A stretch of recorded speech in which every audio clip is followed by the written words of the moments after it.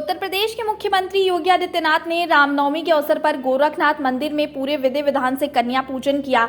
वहीं इससे पहले सीएम योगी ने ब्रह्म मुहूर्त में सुबह 4 बजे मां भगवती के 9वें स्वरूप मां सिद्धिदात्री की वैदिक मंत्रोच्चार के साथ आराधना की। उन्होंने मां भगवती के 9 स्वरूपों की प्रतीक 9 कन्याओं, एक बटुक भैरव के पांव पखारकर पहले पूजा अर्चना की। बता दें कि सीएम योगी ने बारी बारी से 9 कन्याओं और एक बटुक भैरव को खड़ा कर उनका पांव पखारा। इसके बाद उन्होंने टीका लगाकर चुनरी उड़ाई और सभी की आरती उतारी। वहीं पूजा के बाद कन्या भोज कार्यक्रम शुरू किया गया, जिसमें सीएम योगी ने एक एक कन्याओं के पास जाकर उनकी थाली में अपने हाथों से भोजन परोसा और बाकायदा पूछ कर सभी कन्याओं को खिलाया। रामनवमी के अवसर पर सीएम योगी ने कहा कि मातृशक्ति की आराधना हमारे देश की संस्कृति है, इसलिए नवरात्र के 9वें दिन कन्या पूजन का विधान है। उन्होंने आगे कहा कि अयोध्या में श्री राम जन्मोत्सव का कार्यक्रम पूरे भव्यता के साथ लाखों की संख्या में श्रद्धालुओं की उपस्थिति में संपन्न हुआ है। हर देव मंदिर में काफी उत्साह है। कल से लेकर अब तक 15 लाख से अधिक श्रद्धालु अयोध्या धाम पर पहुंचे हैं। रामनवमी का पावन पर्व है। इस अवसर पर पूरे प्रदेशवासियों को रामनवमी की हार्दिक बधाई।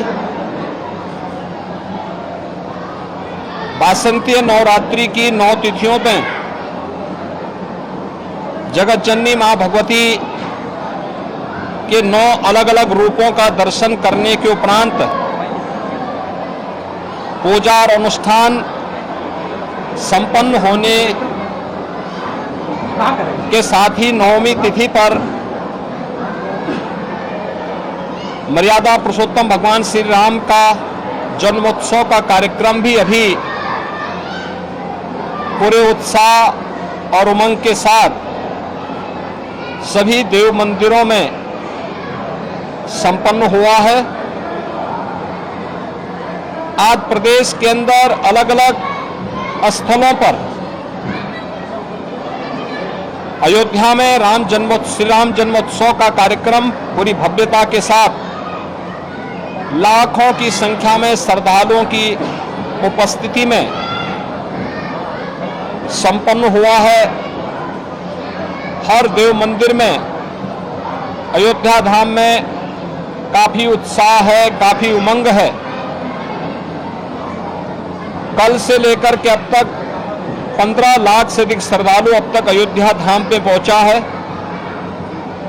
ब्रह्म मुहूर्त से ही वहां पे पवित्र सरयू नदी में स्नान करने के बाद श्री हनुमानगढ़ी और राम जन्मभूमि के साथ साथ सभी पवित्र स्थलों में दर्शन के बाद श्री राम जन्मोत्सव के कार्यक्रम के साथ शामिल हो रहा है। तो प्रदेश भर के सभी शक्ति पीठों में भी इस अवसर पर जगत जननी मां भगवती के सिद्धिदात्री स्वरूप का दर्शन करने के लिए लाखों की संख्या में श्रद्धालुजन उमड़े हुए हैं। राज्य सरकार ने एक और यह व्यवस्था सुनिश्चित की है कि वासंतीय नवरात्रि के अवसर पर देव मंदिरों में दुर्गा सप्तशती का पाठ और रामनवमी के अवसर पर अखंड रामायण का पाठ हो। ये सभी जनपदों में आयोजित हुआ है। सभी जनपदों में यह कार्यक्रम सुचारू रूप से संपन्न होने के साथ ही श्रद्धालु जनों की सुविधा और उनकी सुरक्षा की भी पुख्ता व्यवस्था की गई है।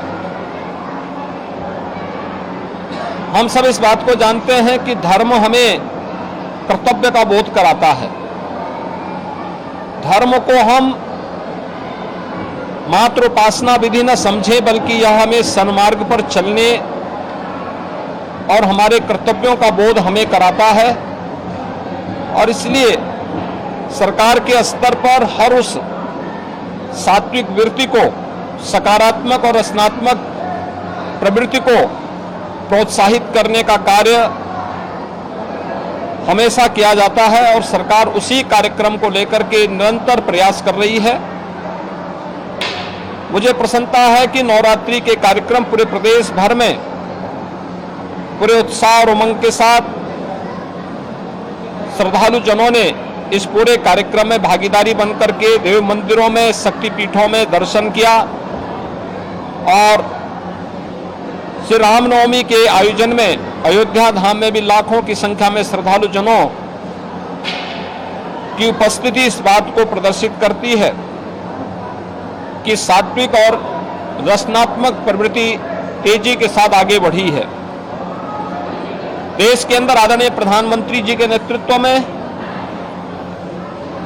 जिस रचनात्मकता को आगे बढ़ाया गया है वो एक नए भारत की ताकत है।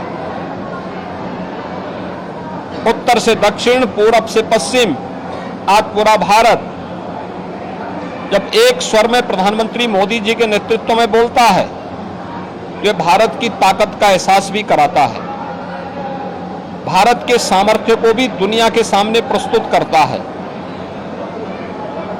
एक समर्थ भारत, एक शक्तिशाली भारत की ताकत का एहसास यह सब करता है और स्वाभाविक रूप से एक समर्थ भारत के अंदर ही यह संभव हो पाया है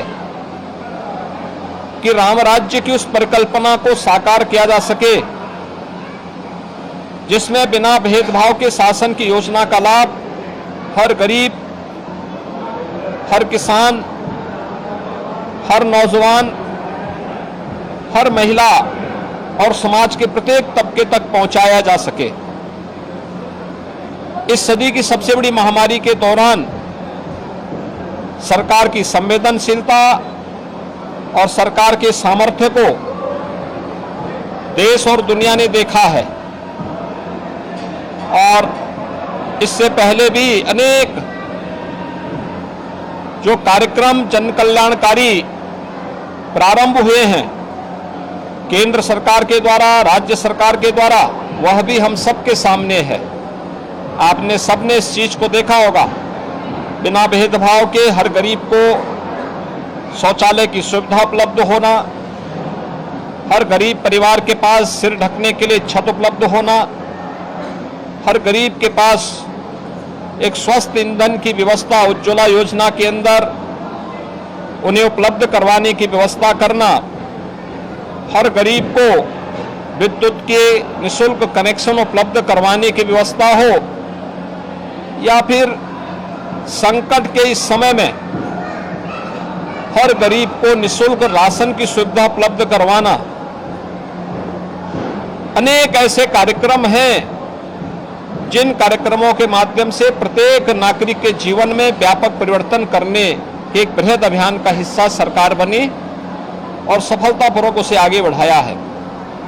इस सरकार के सकारात्मक और रचनात्मक उस प्रवृत्ति को ही प्रदर्शित करता है जो हमें हमारा धर्म सिखाता है। धर्म को हम उपासना विधि मानने की भूल न करें। उपासना विधि किसी एक विशिष्ट पद्धति को लेकर के उसके प्रति आग्रही बनाता है। धर्म एक व्यापक अवधारणा है जो हमें कर्तव्य, सदाचार और नैतिक मूल्यों के साथ जोड़ते हुए सन्मार्ग पर चल करके एक रचनात्मक प्रवृत्ति की ओर अग्रसर करता है। हमें उस व्यापक धर्म को अंगीकार करना होगा जो हमें भेदभाव और किसी भी प्रकार की अव्यवस्था से मुक्त सबके कल्याण के भाव के साथ जोड़ने का कार्य करता है। जो भारतीय मनीषा का रहा है, G20 के देशों की अध्यक्षता करते हुए भारत ने थीम दुनिया को दिया है और दुनिया ने दुनिया को दी जाने वाली ये थीम जो वसुधैव कुटुंबकम की है, यह उसी का उदाहरण है। आज रामनवमी के इस अवसर पर मैं सभी श्रद्धालु जनों को एक बार फिर से पूरे प्रदेश वासियों को हृदय से बधाई देता हूं। जगत जननी मां भगवती, आदिशक्ति मां भगवती दुर्गा से और मर्यादा पुरुषोत्तम भगवान श्री राम से ही प्रार्थना करता हूं कि पूरे प्रदेश वासियों के जीवन में सुखमय, समृद्धिमय बने, इसकी प्रार्थना करते हुए अपनी शुभकामनाएं पूरे प्रदेश वासियों के प्रति व्यक्त करता हूं।